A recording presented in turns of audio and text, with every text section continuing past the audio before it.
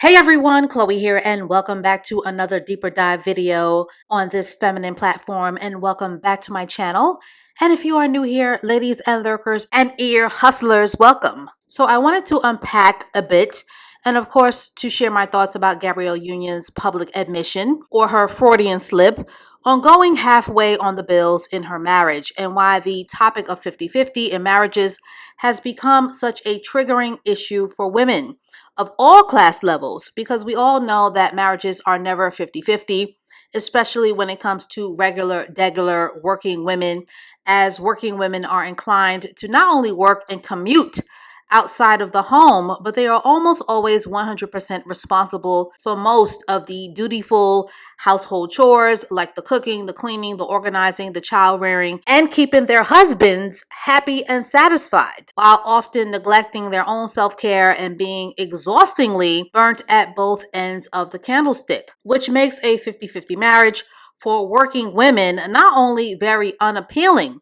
but it is also an unequal distribution of power that leaves a lot of women in a constant state of frustration, stress, and being aggy. And if you have a pulse, and if you've been on social media for the last 5 years, you cannot turn a corner where the gender war conversations of money, power, and respect, and conversations on femininity and masculinity and gender roles and hypergamy and the ever popular 50-50 conversation.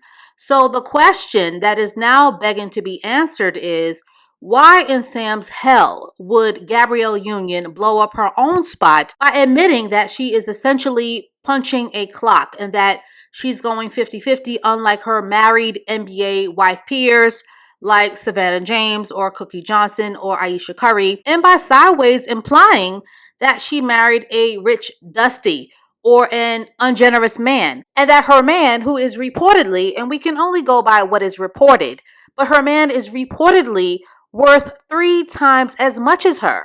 So not only is he not a 100% provider, but that she is meeting her $1 million husband halfway on provision. And this whole public admission just reeks of an unspoken power struggle and perhaps breadwinner depression on her part, or a possible cry for help, or perhaps she just doesn't trust her husband's leadership. Either way, this doesn't look good for Dwayne Wade, and this admission does not paint him in a favorable light. So we began this discussion over on The Hive, and as always, shout out to The Hive. But for those of you who have not seen the entire Bloomberg interview clip, take a listen. Still, just because I think I just have more responsibilities, for my money. So I get nervous, like, oh God, that movie didn't open, well, what does that mean? Am I going to have enough to hold everybody up? And everyone's like, it's coming, like, calm down. And I'm trying to find peace in the journey, not using my anxiety and scarcity mindset to be my engine, which is hard. It's weird to say I'm head of household because in this household, we split everything 50-50. But in the other households that each of us have to support, it puts there's always this like gorilla on your back that it is like, you better work, you better work. You gonna sleep in? Somebody might not eat. Come on, you gotta work. And it's hard. It's hard to let that go. So I'm working on that. Now, for house cleaning purposes, of course, I could never co-sign a wife going 50-50 in her marriage because my upfront values are hypergamy. I have a platform called The Hypergamous Life. I have a feminine school called The New Feminine. I believe in the wiring of female polarity in a romantic dynamic. And I also believe in the relationship order of God, man, woman, and child that equals the circle of life, especially when it comes to relationship longevity and to marriages having a solid foundation. But for house cleaning purposes, I will say that relationships are not cookie cutter. I'm not a control freak, a black and white thinker, or a dictator. So whatever a couple decides to financially and privately do in their marriage is absolutely no one's business. There are workhorse women who don't mind going 50-50 in their marriages, and no one is forcing them to do so by knife point. There are women who love to work just as hard as their men. And although a lot of women like to hop on social media and cap and tell a lot of lies for likes and views, there are an ish ton of women who are the breadwinners in their marriages, but who are too ashamed to publicly admit to doing so. And in Gabby's case, yes, you can, believe it or not, feel financially insecure, even as a millionaire. Gabby and D Wade, like many rich black folks, are still very much both new money. And for those of you who know money, the tax bills alone go crazy.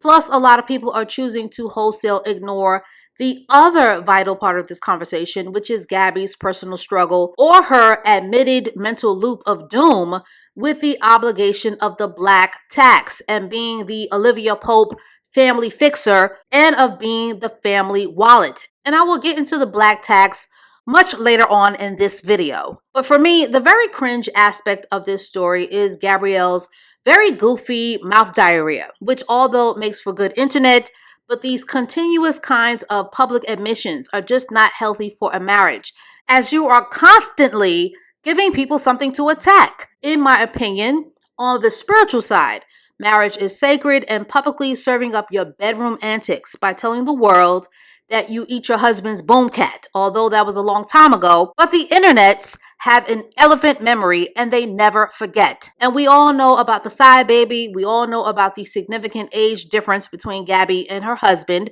which comes with its own unique set of challenges. So naturally, all of these issues are going to be weaponized against her. And now by using the very loaded phraseology of 50-50 or head of household, in my opinion, is very undermining and high key puts an embarrassing spotlight on the quality of Dwayne Wade's level of provision, even if that wasn't her intention. And we all know that if you give the court of public opinion a crumb, that they're going to make an 8-layer cake. Now, quite frankly, Gabrielle Union's admission isn't shocking because although strikingly beautiful, the woman is literally the epitome of walking, talking, and breathing pretty privilege. But Gabrielle Union's masculine polarity has always been on 10. She clearly doesn't mind wearing the pants. Plus, to her credit, divesting from hustle culture is not always easy for black women. Resting in leisure and restoration and falling back into your feminine while allowing your man to do the heavy lifting is not something that black women are engineered or taught how to do. And rest is not something that is considered a worthy investment in many cases. And of course, Gabby has since responded to this backlash by telling you unhappy zombies and you jealous bums to go move around or to go play in traffic because the Wade household is 50-50 and she's going to stick beside her man. And perhaps at the beginning of their relationship, 50-50 was the standard and the agreement that was established. But now that she's a mother, this interview could possibly be a cry for help. And sometimes when a woman does not set that provider standard in the beginning, from the beginning, it can be hard for a woman to switch into a hypergamous dynamic when a husband expects his woman to financially contribute. And sometimes when working women are tired and exhausted and are drained, and there are parts of her that are not being watered, sometimes a woman will put out those passive aggressive SOS distress signals because a lot of hard-working women don't know how to tell their 50-50 husbands that they don't want to be a man's equivalent anymore. They don't know how to change the provider tides in their marriage dynamic when a husband is accustomed to being helped in his provision. A lot of hardworking women don't know how to ask for help in general. And a lot of women don't know how to open up their mouths and tell their husbands that they don't want to work or that they want a 20-year hiatus.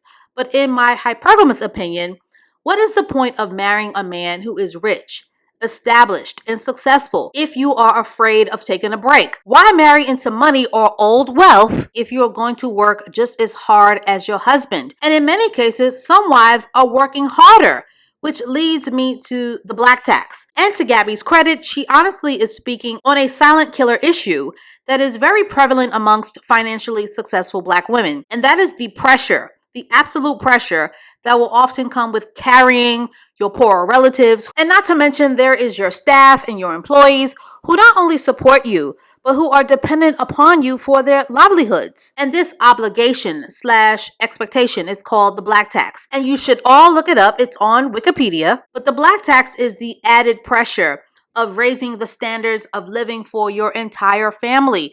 And in many cases, Black celebrities will have the added pressure of literally becoming the family ATM. So, yes, there is that added pressure to provide for extended family members that is contributing to Gabby's workhorse mindset. And I think that Gabrielle, wanting to rest in her feminine and struggling with the obligations of the Black tax, are a very real struggle for many Black women that doesn't always come with an easy peasy packaged solution. So that is all that I have to say on this for now. Ladies, we attract the provision that we believe we deserve. And absolutely no one is surprised by Gabby's admission. She feels cornered into being a hustlina for a variety of reasons that are known and unknown. And sidebar, no one is saying that a wife shouldn't have her own money. But when you have married rich, wealthy, and successful, the words head of household and 50-50 should never ever come out of your mouth because they are undermining to your husband's public image and to his duties as a provider and a protector. So, Hypergamous Hive, to get this conversation started, do y'all think Gabby loves smoking on that negative attention pack? Because I do. Did Mrs. Gabrielle Union Wade passively aggressively embarrass her man? Should Gabby be more private about her personal business? And do Black women have an unfair obligation to financially support their extended families when they are financially successful? And as always, thank you for listening and thank you for watching and thank you for subscribing. And please stay tuned for more videos to come. And I will catch up with you ladies and lurkers and ear hustlers in the next one.